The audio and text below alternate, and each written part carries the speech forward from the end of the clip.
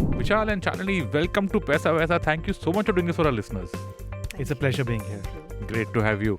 Let's start with a brief background. You guys, school, college, what's your history and how did you guys start off this firm? Did you always think that you're going to be married and do a wealth advisory in Bombay? Well, yes and no. I think it was pretty clear to both of us that we wanted to become entrepreneurs. Of course, entrepreneurs was not as cool a word at that point as it is today. That point being?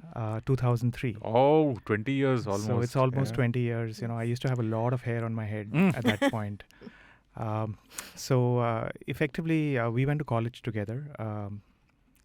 That's the only time that I was senior to Shalini. Otherwise, after that, I've been playing the secondary role.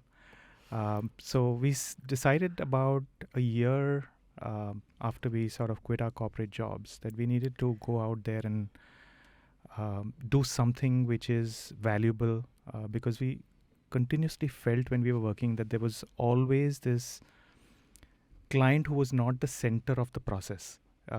It was always about the business. It was never about the client. And that got us to really spend time, think about, how you can build a client-centric model. And that's where Plan Ahead Wealth Advisors obviously got created in 2003. We obviously started small, like most businesses do, made loads and loads of mistakes, learned along the way. And here we are today. We are now a fee-only financial planning firm, full services. So, clients come to us really trying to sort their entire financial journey out. And they continue to work with us on an ongoing basis. We won multiple awards. We're a team of 25 to 30 people. And our clients, I think, are reasonably happy with what we do. Shalini, I want to ask you this. When that point came, and you had a corporate career prior to that, and Yes. you worked across companies. When the point came to jump ship, and because that's a point that comes in a lot of our lives these days. Now the decision to quit your job and do something that you like, of course, is much more. At that point prevalent, 20 years ago, you guys were very different people. I'm assuming no family at that point of time. You could take more risk. What was that like at that point of time to just say that okay, I'm going to set up something on my own for clients?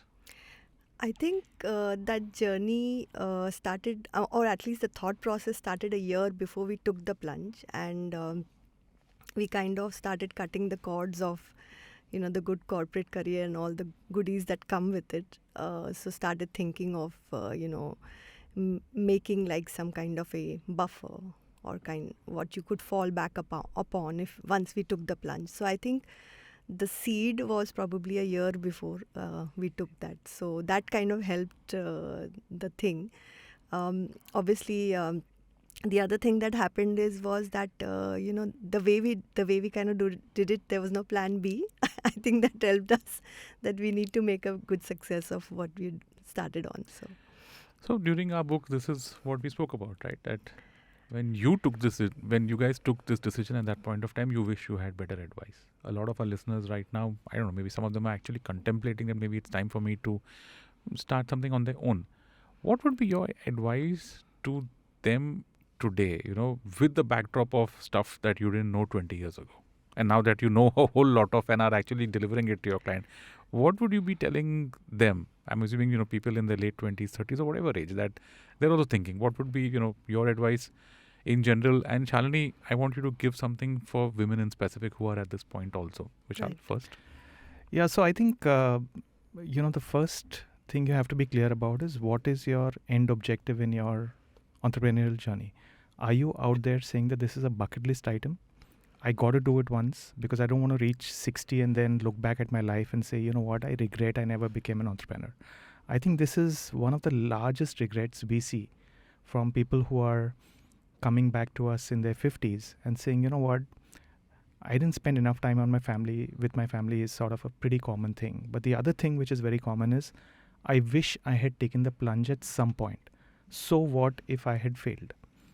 And I think this is something that people have to think very deeply about, that if they're going to look back at their life, is this going to be one of those things that they regret very deeply? Mm-hmm. If it is going to be one, then they have to try it.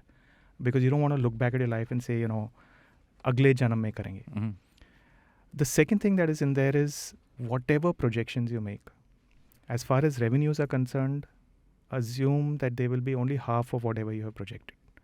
As far as expenses are concerned, assume that they will be significantly higher than what you have projected. That's the best way to ensure that you allow your business enough time to flourish, or at least survive in the initial phase. So I would say that, a lot of people say build 1-2 years of contingency. I'm saying build 3 to 5 years of contingency, because that's how long it can take. And it's very important to prepare people around you for it. Because what happens is you can have this big story going on in your mind saying, I want to be a successful entrepreneur, etc., etc. But you could have family who's saying, what about my vacations? What about my upgrade of my car? What about all of this? So that buy-in has to be full and complete. Last but not the least, I think it's very important to plan for risks along the way.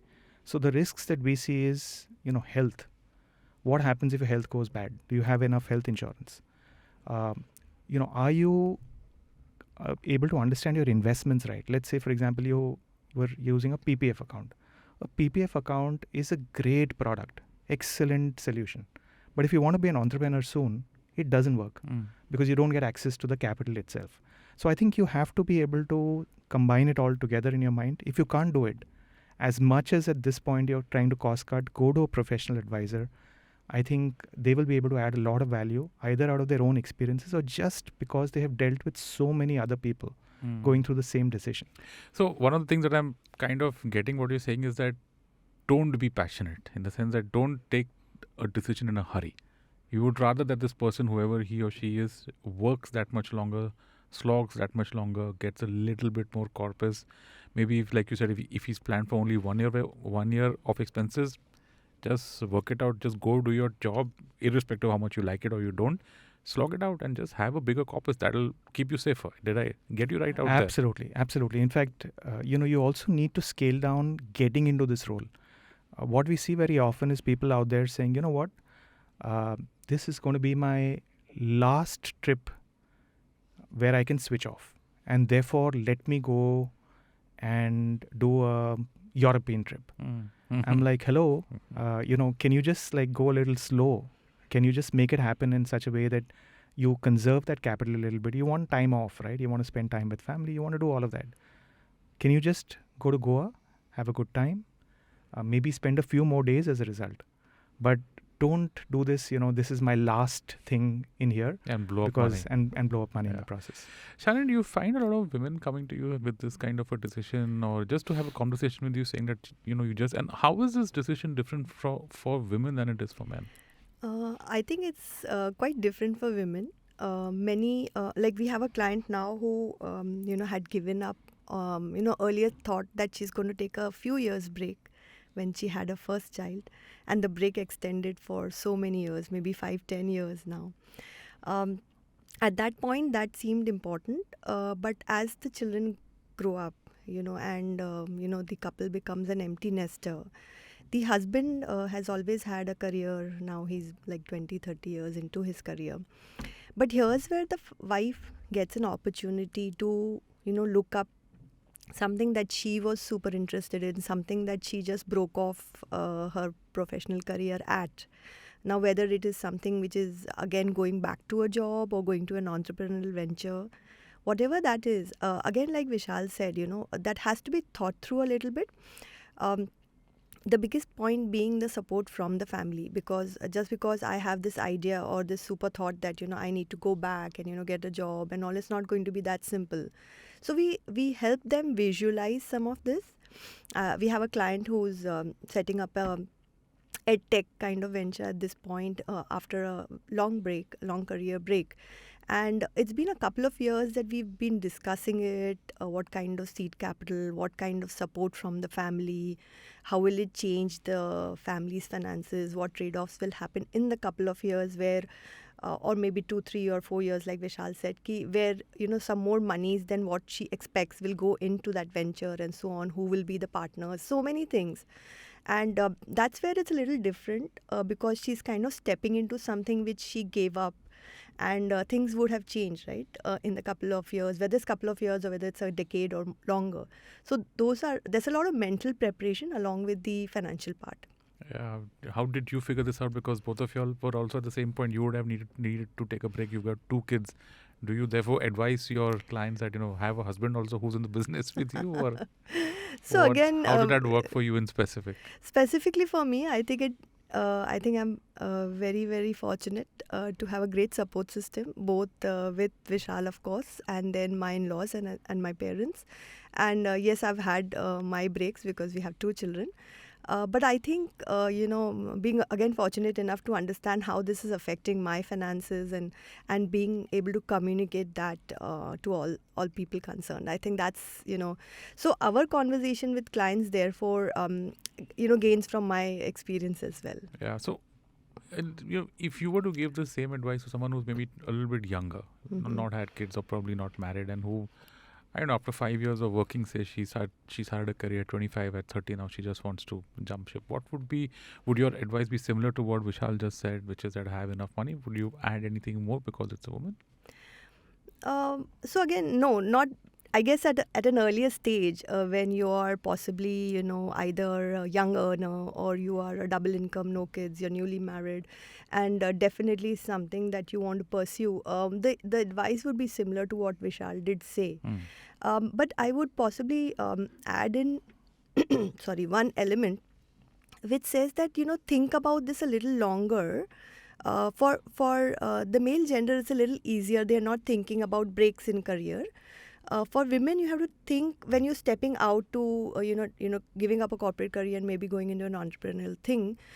Think of it a little longer, saying that would it be something you'd be able to kind of balance as you go along, maybe 10 years, 15 years, 20 years over. So that would be an added element. But besides that, preparing for the corpus before you take that plunge is good. Okay. Vishal, let's talk about families, right? One of the things that how goal planning for families is a very specific thing that probably is not appreciated as much as it should be. I think in the US and Western markets, I think where you've probably done a few courses also there, thing is quite normal. Like, for example, college fund for your kid. So out here, it's like, because of whatever reason, we don't do that. But now I think the realization is coming in. Now college fund for kid is also a thing. I wanted to talk about that. Goal planning specifically for families. What are the goals and how you should plan for it? Shalini, come in, again with the women's perspective on that. So I think, how financial planning for families has typically happened in our experience has been Sunday evening walks. So effectively, couples are walking together and they're discussing things should be different from what they are today. Someone's cursing their job. Someone is saying that we don't have a great car. Someone's talking about a house that needs to get upgraded. Those are the kind of conversations.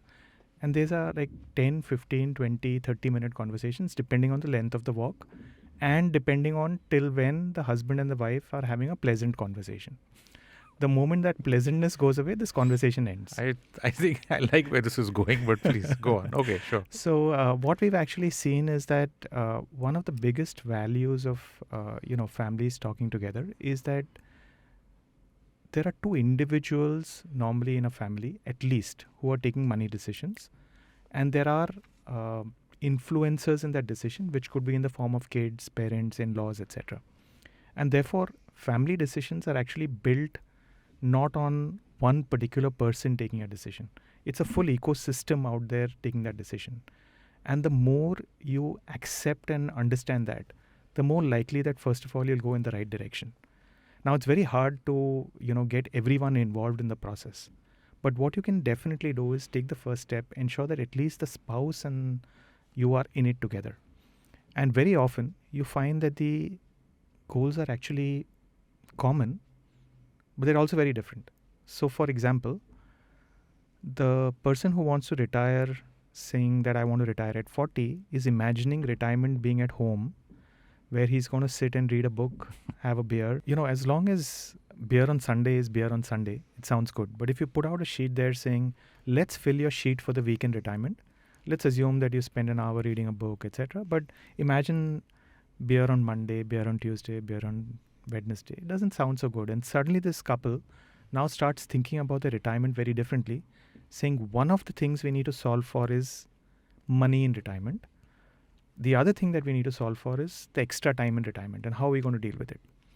So it's very, very important as people have larger aspirations, families sort of have more wealth, that they start to look at their life a little differently. So the typical thing that we are seeing today is virtually most of families that come and work with us want at least a college fund for an overseas education. Now, whether that's going to be graduation or post-graduation or both will depend ultimately on whether they are very sort of realistic about their money or they are, very optimistic. But typically a college fund now is an international college fund. Upgrading your home, everyone wants to do it. Every time you look at buildings in Mumbai, for example, you know that they deteriorate over 10, 15, 20 years, as good as they may be. And therefore, the aspirations keep growing. Do you want to upgrade your car? Probably yes. Do you want to do it with greater frequency? Probably yes. Because if you have 36 models that get launched in a year, there's more temptation. So there are all of these goals coming up. And then you have two individuals who have very often very different approaches to this. There's a set of people who are out there, just even couples, who are saying that COVID has taught us that there can be no tomorrow. So let's spend everything today. There's another set of people who are out there always in fear saying that, what COVID taught me? That you can be in an ICU for 60 days. Do I have enough money to be able to take care of that? So you have these two sort of extreme views and you have all these goals which are sitting there. And now what you've got to do is be able to help them without getting into an argument, figure out what's important for them and what's not. Yeah. So I think what we've seen very clearly is the key around, family finances is really creating an environment where money matters get discussed outside of numbers. I think the moment you start talking numbers, it's very often that one of those partners switches off because they're like, I don't understand numbers at all. So you start talking about CAGR, inflation rates, IRRs and stuff like all of that stuff, the story's over. So a lot of it is about how do you get them to list out their goals, help them prioritize it, and then tell them that, there are multiple ways that you can get there. Typically what's happened is, and that's what has changed over 20 years in our view, is that everyone believed that the way to make your goals happen is by increasing your investment rate of return. That has changed to people suddenly realizing that one of the ways I can do this is to increasing my income. There are more opportunities.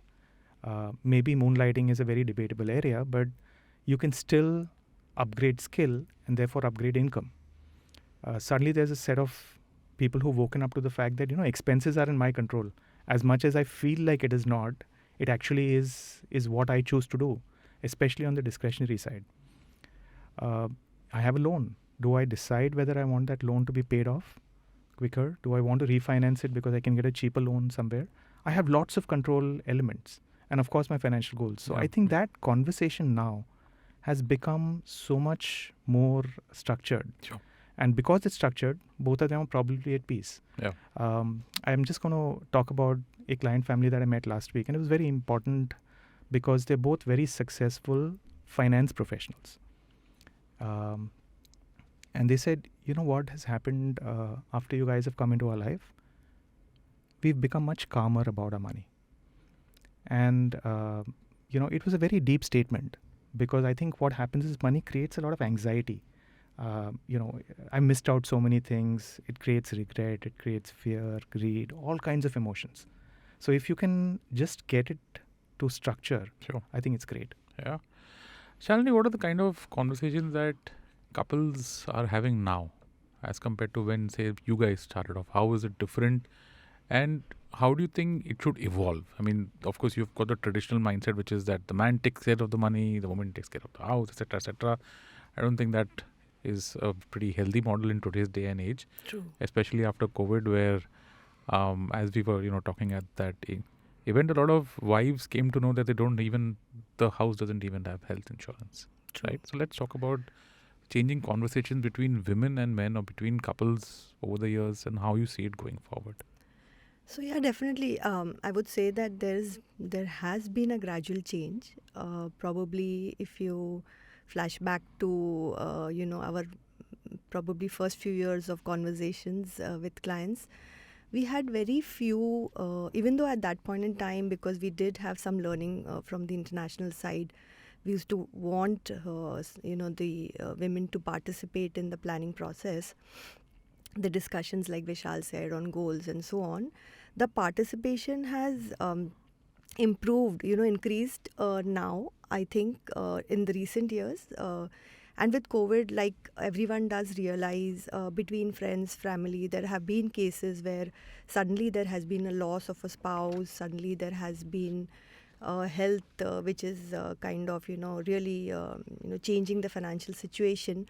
So I think there has been a good openness for, women to kind of come into our meetings and, however boring it may sound to them. Do you insist on them coming by any chance? I mean, or do you just suggest, or how do you, do you take a stand on that? So or? I think we don't insist, but we do definitely suggest, and a lot of people are taking up the suggestions.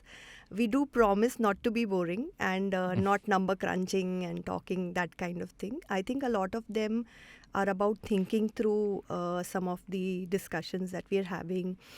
We also share our perspective or examples of what other families may have gone through and what they may have benefited from the women participating actively. So these are what I feel that over time it's really, I think it has improved, but like I would still say that there is a long way to go. I think still there would be a lot of where we are saying that, okay, let my husband handle it, and why should I get into it? And I think that should definitely change totally. We've had many instances recently where people are also going through something which is not seen earlier, which is separation or divorce, then unexpected widowhood. Now, in such situations, we have situations where, to start with, because the lady was not involved earlier, she has no idea of what her husband had in assets, in income, what are the liabilities that may come upon her because she may have been a signatory on something in the past.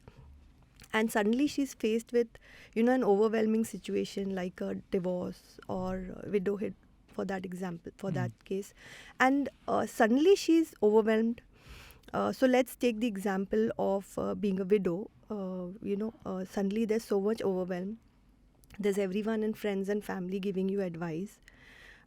If you have been involved earlier, then it's a big advantage. So you have a little bit of sense of, where your monies are, what did your husband do, what kind of investments he made, what kind of insurances are there that you can bank upon, how would you kind of continue the rest of your life, also take care of the families, the responsibilities, whether they were education and so on. But if you weren't, then this would be like an example to set forth, saying that what if something like this happened? God forbid, but the lady gender obviously is expected to have a longer lifespan than the male. So there may be a point in time when this may happen. Now, if you take divorce instances, what we find recently, I have a client who's going through a similar situation. There is a lot of wealth, right? Not understood by the wife. And there may be some kind of a cut short that's happening on the kind of monies that are expected in terms of alimony, just because of the fact that to start with, the lady did not get involved in the start or was not involved, and also by herself did not make an effort. So I think a combination of all these things makes it more important that this shift has started happening. But I think we all need to start getting more aware of what's happening in our money life.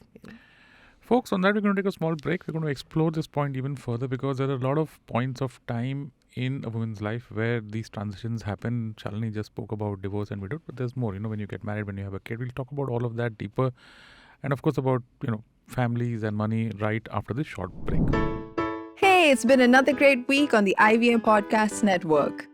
On All Things Policy, the Takshashila folks talk to Supriya Sankaran, co-founder of Agami India. They talk about alternative forms of dispute resolution using technology. On Varta Lab, Akash and Naveen are joined by comedian Kunal Rao. The three of them talk about quizzes, life during lockdown, and encounters with Yogi Babas. On Naan Curry, Sadaf and Archit welcome Ramya Shri, co-founder of online food publication Root. They talk about Ramya's attachment to home food and the stories she pens down. And on The Habit Coach, Ashton answers a question about genuine kindness, care, and interest seen as too good to be true. Once again, don't forget to visit our merch store on ivmpodcast.com. We have some exciting stuff for you. Also, do follow us on social media. We are IVM Podcasts on Twitter, Facebook, Instagram, and LinkedIn. Do remember to spread the word about the shows you're listening to. It would be great if you can rate and review them wherever you're listening to them. You can also check out all our shows on YouTube. Wishing you a very happy Diwali. And finally, we would like to thank our sponsors this week. Bumble, Heads Up for Tails, Kotak Privy League Program, and HDFC Mutual Fund. Thanks for making this possible. And welcome back. Shalini, life stages of women. And I want to start with a question on women who are starting off. People who are, say, 25, 30-year-old, those who are starting their career. I remember doing this episode with Hansi Manotra long ago about how she spoke about the pink or red tax, about how women have to pay more for the same thing than a man. Like, for example, if someone who's coming to Bombay wants to stay in a safe area, rents in safe area are higher than they are in, I wouldn't like to say unsafe, but you get what I'm saying. Yes. How certain expenses are higher for women than they are for men. Similarly, financial products. So I want to start from there and then build on to how financial planning changes over the lifetime of a woman. So let's start from the younger age. Right. So let's say we're talking about someone who's a 20, 25-year-old and has this great career opportunity, has come to Mumbai. The first thing that's going on in their minds is I am a free bird and I can do what I want and spend how I like.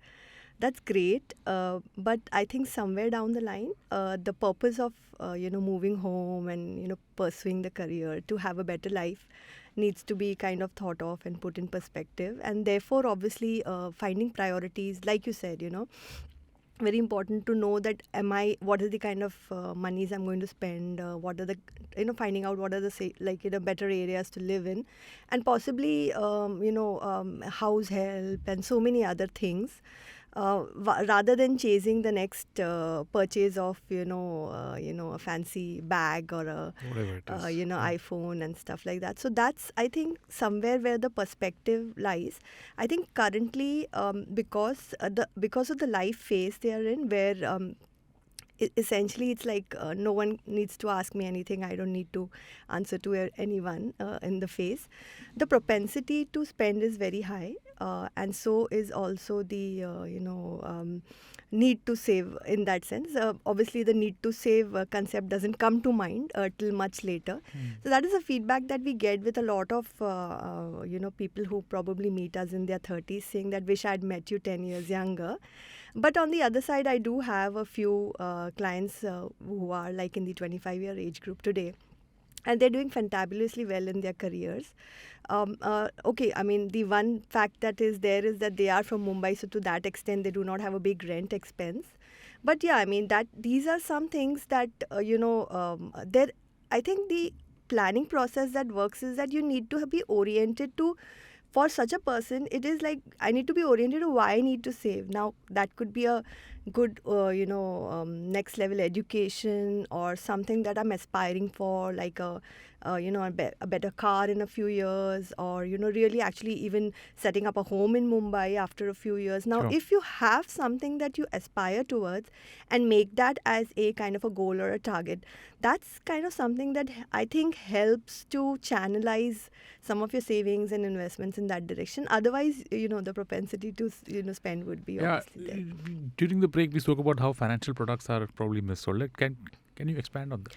So one of the things that does happen for younger people, or even for people parents as well, and I'll first talk about the younger people, is that especially women, like if you're newer in the earning phase, you're still new about how to, you're getting your first few years of income, you don't really know how to manage it, you're kind of exploring online or reading about what products are available. Many a times there are a lot of products which are labeled as a women's product. Now, that may or may not necessarily be something that, is really suited for you just because you're a woman. and you don't need to generally dive into it or buy it at the first instance. You need to kind of either by yourself or with some help try to understand the product a little bit better. Many a times there are a lot of women oriented insurance plans. I'm sure if you take a vanilla insurance plan, it'll do as much good for you as that one which has probably got a label on it. So I think the importance is to dive a little bit inside that product and just not go by the label. Okay, Shalini, in the first half, we spoke about how women, the stage of divorce or widow, the kind of changes the way a woman looks at money. Let's expand on that a bit, maybe take it to other stages in life, maybe like marriage, maybe like children. You spoke about how when you are transitioning or rather thinking of leaving your career and becoming a full-time mother, that itself is a big thing. I wanted to, leave our listeners with some tips or some general guidelines for the women that this is what they should always keep in mind at so and so stage or at any stage. You can just help our listeners out there. Right. So, I mean, today's times are such that there's so many transitions and changes happening that it's not that easy to generalize, but we can start with the same stage that we were talking about of someone who's a young earner. Now, someone who's a young earner or someone who's newly married and maybe double income, no kids, for them, the important item is to kind of latch on to that goal that you're being aspiring for and start saving and investing. Because a lot of it would be otherwise, very distracting and, the savings can go actually into spending. So I think that phase is very much like that. When you get into like being a young parent, as a woman, your focus kind of shifts totally to, you shift away from professional career, you shift away, and a lot of it goes around, the well-being of the child. Sometimes people are going overboard on expenses. So I think they need to conserve that and channelize their energy to what is it that they want to do for the child. And now we have a lot of spiraling education costs. So as a young parent, I think there are a lot of young parents now who have started thinking about how are these costs going to look like when my child is going to go into school, or when my child is going to when we are going to think about college. It is very much different from what it was in their college time. Correct. So that would be one thing, that in that phase, goal planning takes a lot of center stage, which is that to crystallize it. And again, because your child is young, as a woman, you'd have some thoughts that, okay, at age 15 or at age 18, I must have this kind of monies. And you may not have any idea what that will look like then. But starting that thought process and making some kind of a goal around it, so that it is getting, as you get closer to that, it's getting more and more, it's looking crystallized. Sure. That way. Then you come to a phase where as a woman, you'd probably be in your 50s. Probably, the child which was the center of your life would probably go away. Now, it's not necessary that children are going away overseas. Most children are looking at such amazing careers now that you have children actually going away from your city, and you can't necessarily follow them everywhere. Your child will hate you for doing that. No. So as an empty nester, now we have couples, or especially the women, who are thinking about what should I do with my life. If they continue their careers, that was one thing. But many a times they've actually, like we said, the family has become the center stage. And now the family is a smaller family. It doesn't require that kind of, time, attention. So what would you do? Would you follow your child to that geography? What kind of expenses that would need? What kind of finances? Would you actually think of starting off something that was a passion? Would you need the kind of seed capital?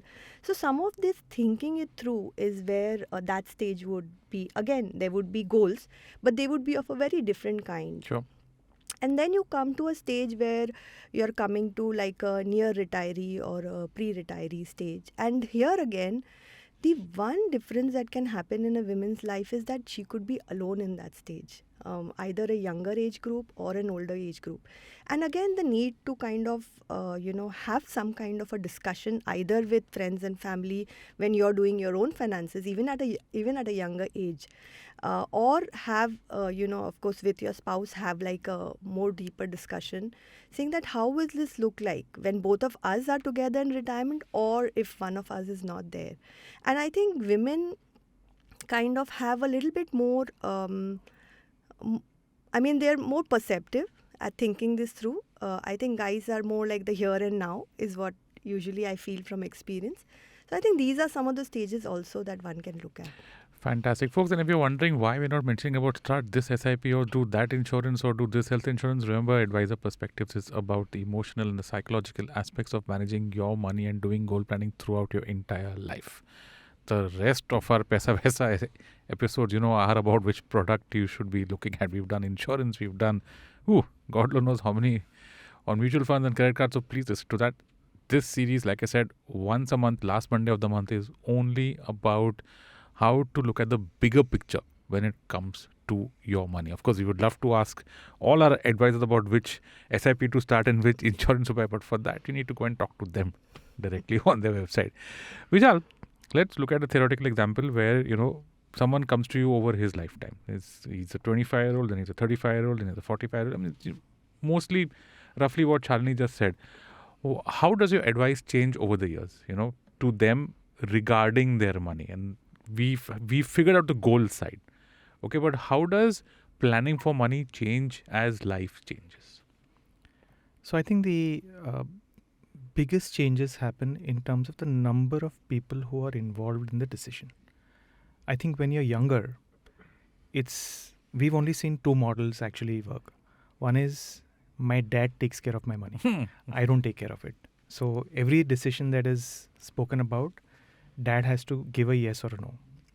And dad is thinking from his age group. So if he's 50 or 55 or 60, he's giving you advice of the 50, 55, 60-year-old, which may be very good advice for the 50, 55, 60-year-old. Or there is this, sense of complete freedom to be able to do whatever you want to do.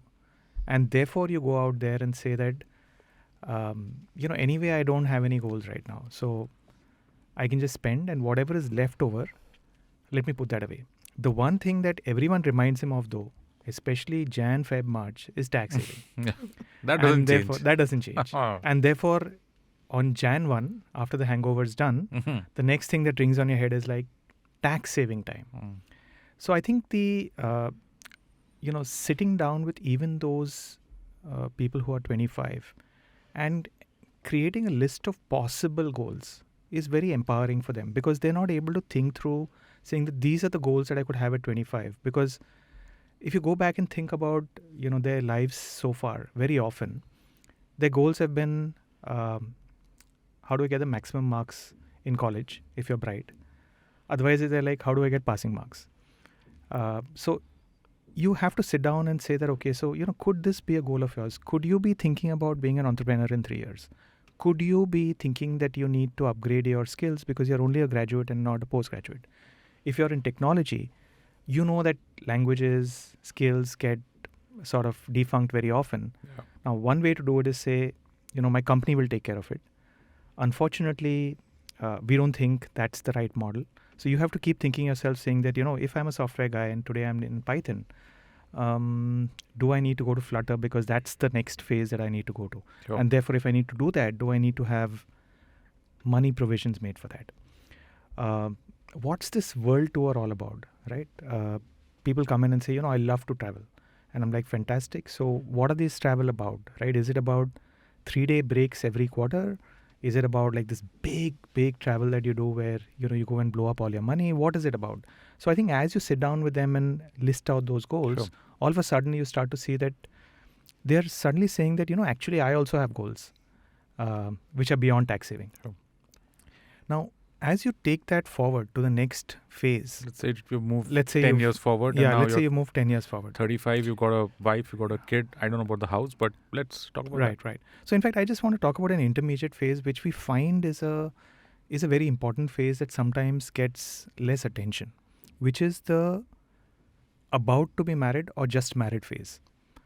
What we find in that phase is a lot of your money behavior as a couple will get created during that phase. So there are people who make choices as couples saying that our finances are going to be distinct. And that could come out of the past. Let's say one of them has come from a broken household. There are fears that, if I merge this money together and I go through the same experience, then I might be disappointed in the process. So there is clearly, that piece in there. And then there are these goals, which actually when you sit down with couples who haven't integrated their finances, seem very silly when one is saying, I want to plan for retirement, and the other saying, I also want to plan for retirement. Retirement is still okay. Mhm. The problem is emergency funds. All of a sudden, here's a couple who's coming in there and saying, I don't have enough money for emergency funds. And then Sure. both of them are building it together. So I think that phase is a very important phase where couples have to sit down and make a decision saying that at what stage will we start to merge our finances and financial goals. Sure. That may be before they get married, that may be just when they get married, that may be a couple of years after they get married, but that decision is a very important decision and it has to happen at some point in our view. Okay. So then you move to that 35 kids. Heading towards 40 types. Heading Yeah. towards 40, so you're beyond the pink room, blue room for the kid, you're sort of starting to think about real stuff. Mm. What we find, this is the phase where a lot of your behavior is social behavior, which means that, we went for this dinner party last night. What a lovely house they have. Mm. Why don't we have one? Okay. And sometimes there's guilt in this whole process as well, right? So when one spouse asks the other spouse that question, you don't know what that question is meaning. So one could be responding to it or reacting to it, depending on your own sort of mind frame. So what ends up happening is in this phase, I think prioritization of goals becomes very important, because if you've got a good career going, if you've, generally believe that, you will sort of be successful, I think you tend to believe that you can do everything. And you have this in your mind somewhere that, I earn X amount of money a year. If I just save, 25% of it and I'm a good saver, then, all of this will get done. But the moment you start putting timelines to these goals and values to these goals, then you find that many of them may just be getting clubbed together. And your problem is not going to come from whether you can achieve it, but your problem is going to come from cash flow. Yep. Because Yep. all of these are going to be simultaneous. And you really can't afford that. And one of the things that, has started to change, I'm sure you're seeing that trend around as well, is that a lot of more couples now have twins, which Mhm. means that they're now having to plan for education simultaneously. Oh, okay. Earlier on, you had like a little bit of space. You said, my one child goes to college. 5 years difference or 3, 4, something, 5 years difference. You sort of, make it happen. So what you're going to sit down in that phase and really do is help people prioritize, saying that what is truly important and what is not. Okay. And this is where the challenge comes, because couples could be very different on priorities. For one of them, the house could be like the big thing that they want to achieve now, quickly. For the other one, the trade-off could be something else. And very often as financial planners, our job is to help them see how their finances will look like if we go with option A, which is buy the house today, versus go with option B, which is do something else today and buy the house later. And that optionality is now driven by numbers. It's no more about who's right and who's wrong. Yeah. It's about the numbers all of a sudden. So that's a big change that happens in that phase. Then you get to, 10 years later, 45, 50. 45, let's say, 50 kids in college, about to go to college. Careers looking not so bright very often, because one of the big changes that we've seen over 20 years is early retirement by design or by default. Or you get laid off or something. You just get and- laid off and yeah, then you can't go back. Seen This that a is lot, is different. it? Yeah, we've seen a lot of it. It's a lot of it happening. And very often it happens by design, but then it becomes a default process because you actually can't go back. There's no job for you out There's there. no job for you Yeah. out there. And some amount of burnout as well. And some amount of burnout. Yeah, as the well. will to go out and look for a job also kind of vanishes at that point of That's time. right. Yeah. That's right. So what happens is that in those phases, I think the conversations become very different, because again, that's a point where I think many people are able to figure out that money is not money by itself. Money is an enabler of allowing me to do things that are connected to my values, to my motivations, to what's important to me.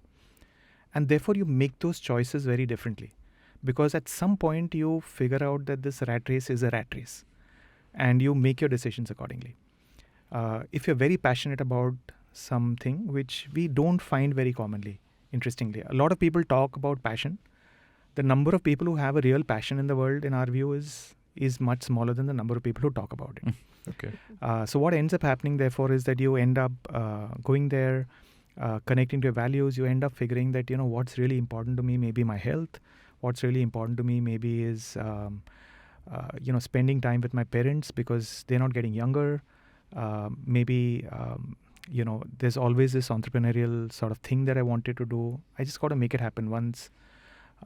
Those are the kind of conversations that change because you now know that you can't do everything that you could have wanted to do. Yeah. And therefore the trade-off becomes acceptable.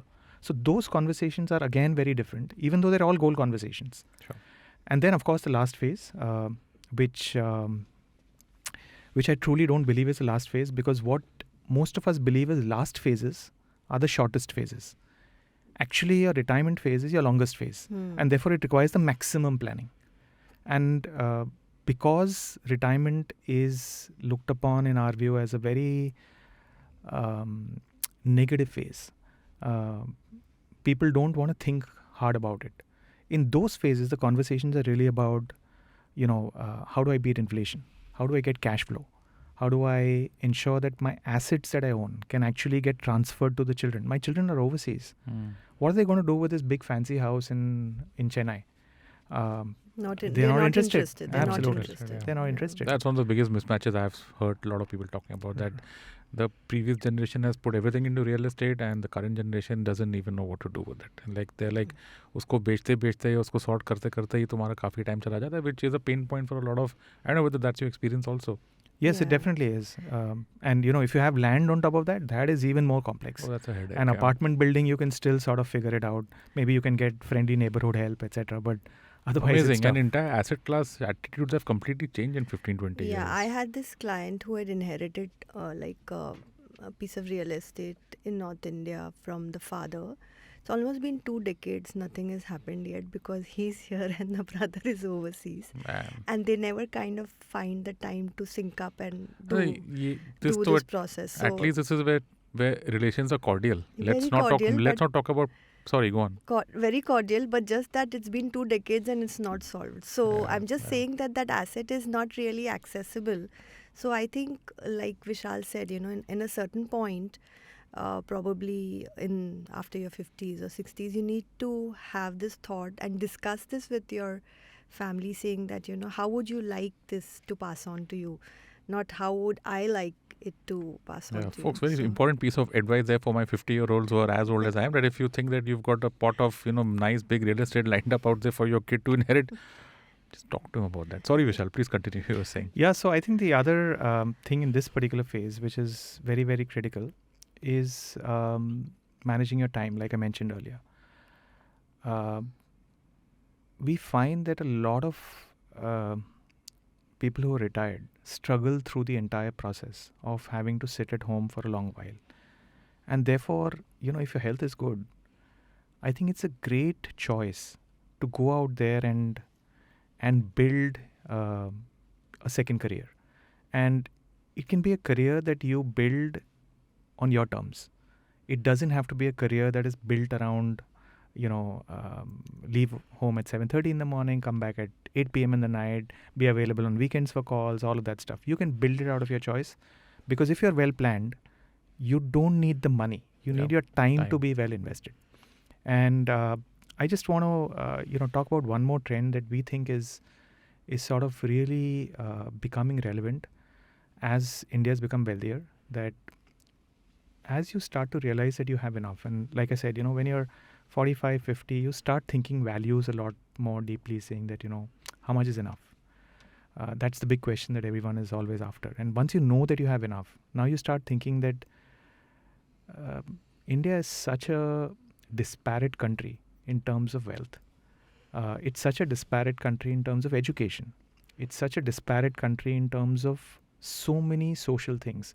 Healthcare access to the wealthy is completely different from healthcare access to someone who doesn't have it or who doesn't have money, because there's no social system. There's very little that that person can do to get access to good quality healthcare. So you start to say, can I give back? And that can I give back question is again a very big question, because it's a function of how do you want to give back? Do you want to give back in time? Do you want to give back in money? Do you want to give back through through a generation? Do you want to give back through just, on-off sort of payments?